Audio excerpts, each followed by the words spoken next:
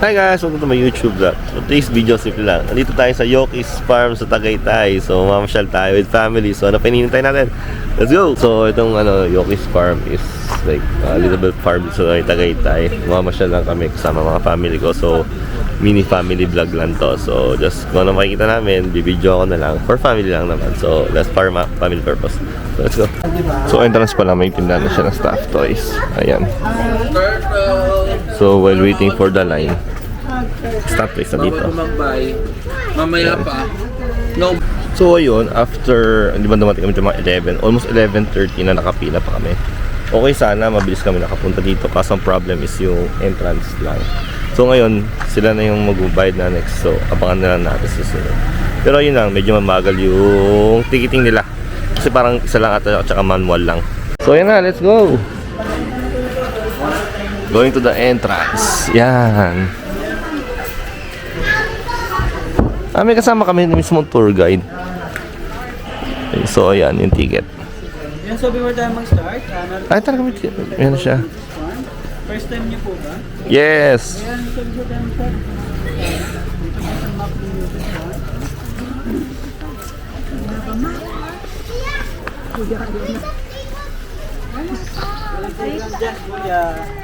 Later pa, So for an orientation hall, rabbit house, food hub, toilet. Yoki's Farm, so we have a 10 hectare land, pero ang fully developed lang po is 4. Yung 6 hectares naman po is under construction. But na 4 hectares na po, is maigot na po natin lahat yun. And yung remaining naman po is under development. Then so ayun, nagabil kayo ng 5-day tour, sightseeing o sideviewing lang po tayo, so hindi tayo makapasok sa loob ng mga cages. And yung animal encounter naman po, sila lang po yung pwedeng lumapit dun sa, pwedeng hawakan dito sa loob ng Yoki's Farm ng mga ano yung mga pwedeng hawakan? pwede rin po snake. Meron dito. Meron po tayo dong mga kakatu, mga birds. Meron po tayong capybara. Ostrich. Zebra. Capybara, yun. Listen na. And meron din po pala tayong mga tortoise. Turtles. Mga big tortoise. Then, so ayun lang po, let's proceed po tayo sa first area natin. And careful po tayo sa step natin, ha. Medyo madulas po. So first off, sa pupuntahan is yung rabbit house. Yan na! Rabbit house! So you can feed the animal. Basta magbabayad ka ng ano. Ayan o, may interaction sa mga bata. Ayan sila ate. Ayun o, rabbit. It's not a playground!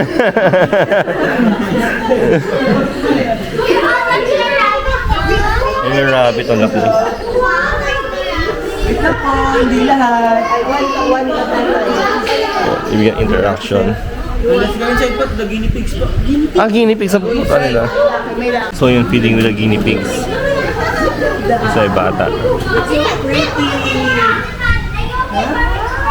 Ayan ang interactions with the kids.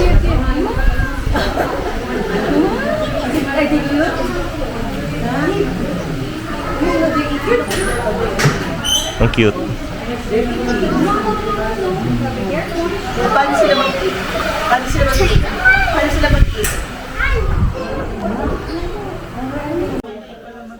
You can touch the rabbit. Cute, cute. Second place is yung fish pond. Ayan, may mga koi. Ayan. Laki oh. Yung lifespan po pala ng koi natin, tumatagal sila ng 20 to 30 years po. Ganun katagal. Yung mga naghulog pa ng piso.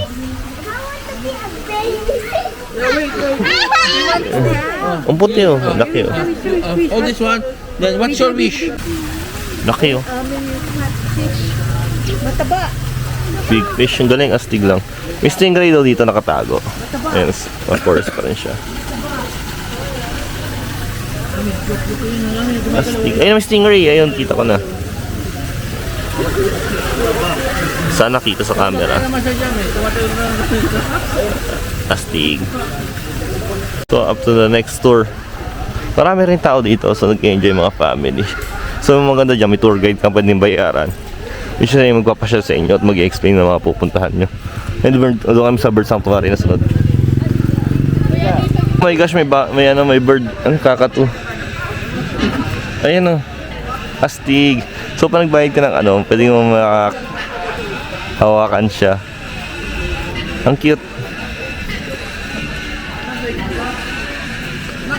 May playground din sa mga bata. Habang naghihintay ka. So papunta na kami doon. So yan, may mga bird interaction sila dyan. Astig yung bata nandun sa ano. Astig, may ibon sa ulo ng bata. Cute lang. Kasi yung mga lumilipad. Siguro mga cage nila. Hindi na nakakato.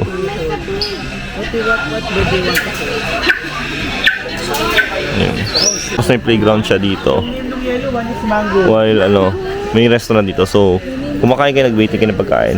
Pwede yung paglaro yung mga bata dito for the playground. Ayun Ayun, hindi ko lang makita. Pero may capybara siya sa gilid. Ayun, may mga capybara siya sa loob. Kasi mga peacock, malapit na pwede lapitan. So may mga monkey. Ayan. May mga monkey. Ayan, may mga duck din. Iba, different kind of duck. Ayan. Astig.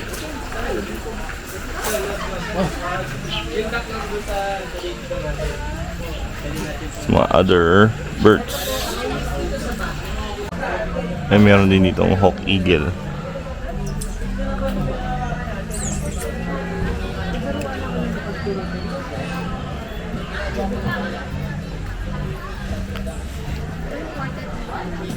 Ayan, may alpaca rin.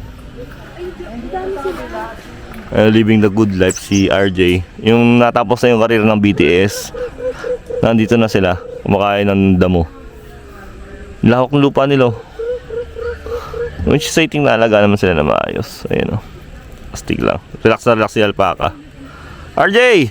Kailan yung lalabas yung bagong tugtog nyo? Kasi yan naman, sunod namin pupuntahan is yung greenhouse. Which is, ano kaya ito palaman ito? Anong halaman yan? Pero maganda magtanim yung Jeboy sa inyo, kaya niyo yan. Bubuhay sa inyo, no? Hydroponics. Sarap niya, no? Mga pagkain siguro ng mga halaman, mga hayop to. Hindi, pinapakain ba sa mga hayop?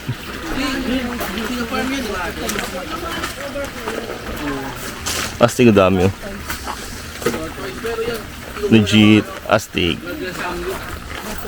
Kasi may mga, rin sila, mga plants. Mga pagkain ng hayop. Yan, punta kami sa other side. Ano to? Savannah area. Ayan, Savannah area. Hindi natin. Ayun, makita ko yung zebra. Malayo pa lang, tanaw ko na.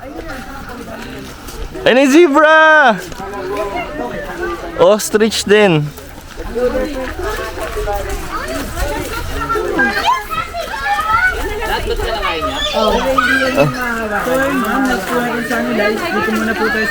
Ayan.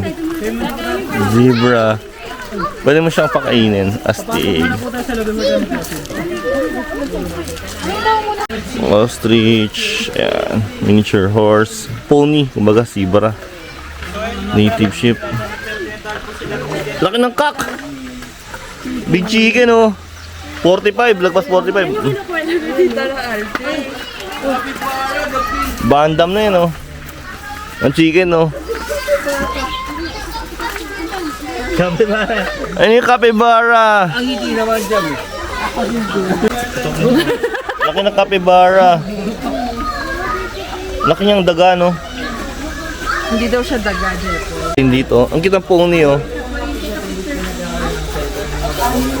Mga pony. Parang nilap sa buhay nila. Hindi ganyan matulog yan, kuya. Then one crazy picture with Capybara. Ostrich. Ayan, saan kakain niya. Kasi yung mga piglet, yung mga patty bed piglet. Galing lang dito, pwede mong interaction. For sale? Let's buy one. Lapit For sale daw yung mga piglet. Yes! Cute We're dead. Oh, you take a picture with Kasi no, tapat niya talaga yung ostrich, oh. Astig. Ano po si Peppa? Si Peppa Pig. Laki ni Pot Belly Pig, oh. Cute ang baby, oh. Chilling like a villain. Tapos yung ship. Let's bring this one to the car. Ayun, oh, sheep. Goat, kambing. Ayun, pwede mo siyang hawakan, oh. South Australian yung gagamitin ng mga anime. Meron kung iba kasing lahi na may mas kahit bata pa is may ganyan ako. Australia galing, yung Papua New Guinea. Then pag mga rin po ba siya is kasi yung isang buong apple. Astig. Yung interaction sa bar. Pwede mo pong i-chat yung sugar natin. Ito po pala si Mike. Ito po si Mike. Ito po. Astig. Ito po si Marty. Yung isa po si Harley, hindi siya pwede mawakan. Wag. Sa ulo lang, baka tumadyak. Kulon. Dito kami sa reptile house. Wag. Ito, hawakan mo. Wala po kasi yung keeper. Kasi pwede dito pala kayo ng keeper. Yan yung reptile house. Yung mga Burmese spider natin, yung spider is mga non-venomous po sila. So wala silang venom. Pero pag makagat po siya, pwede pa po yung magkalagnan. Tagalog sa atin. Mas malaki yung ulo na tumanggas sa mga natin. Asa isawa?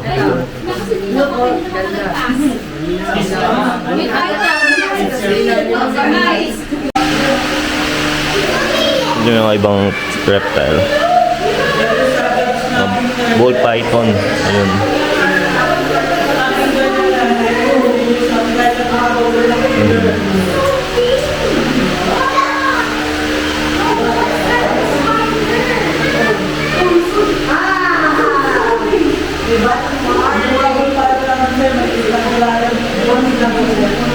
Astig.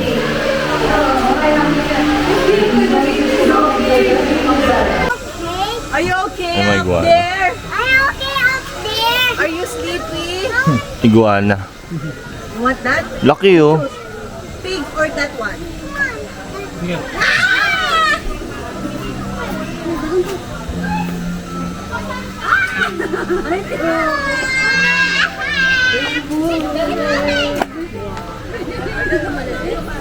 Nakabomba ako si kuya.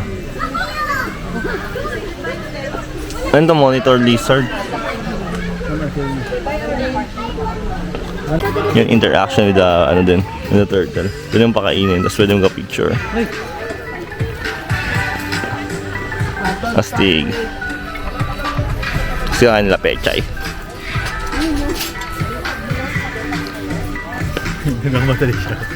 Almost end na ng tour. So dito kami sa may The Vault, which is yung mga artifact. Malaking budo. Kasi yun yung mga iba-ibang statue from other places. Ayun, Dragon Ball yan, Dragon Ball. Ayan, ang statue. Sa mga phone. Sa Golden Buddha. Ayun, ay Buddha. Anong nauna niya? Yung collection o yung farm?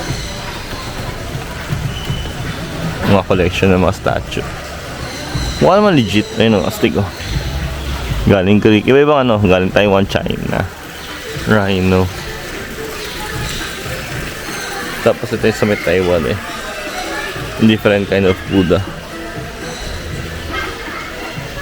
So may papasukin naman sa loob yun. Basta mag-umpisa na yung tour. So patikin pa lang yan.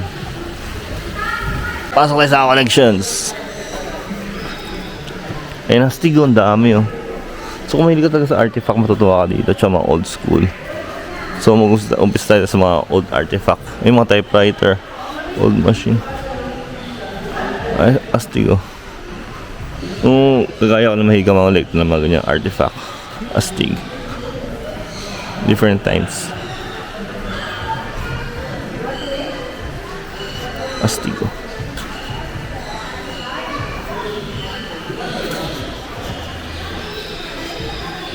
Mga wooden carvings.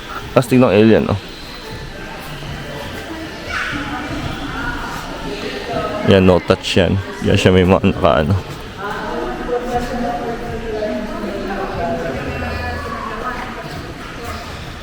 mga tipo rin type Buddha. Astigo Buddha. Elephant.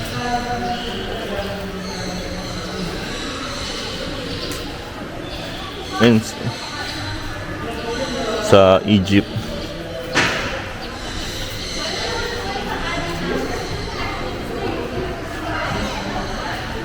Astig. So, iba-iba siyang culture. Yung Japanese, oh. Tiger. Huh?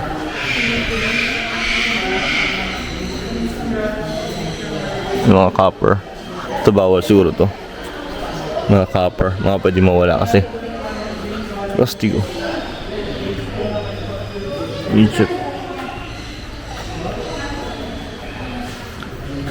Astig. So that's the end of the trip. Bali pinaka-huli naming puntahan dito is yung restaurant niya.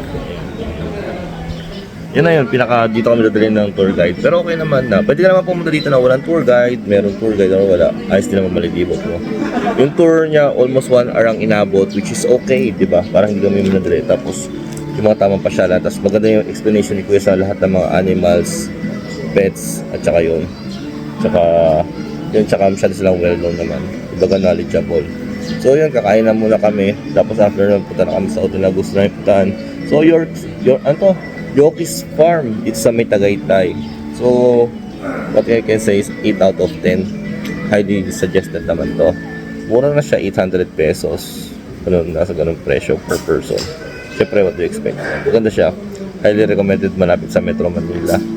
Yun lang. If you do like this kind of video, please do like and subscribe. Maraming salamat sa ulitin. Peace out!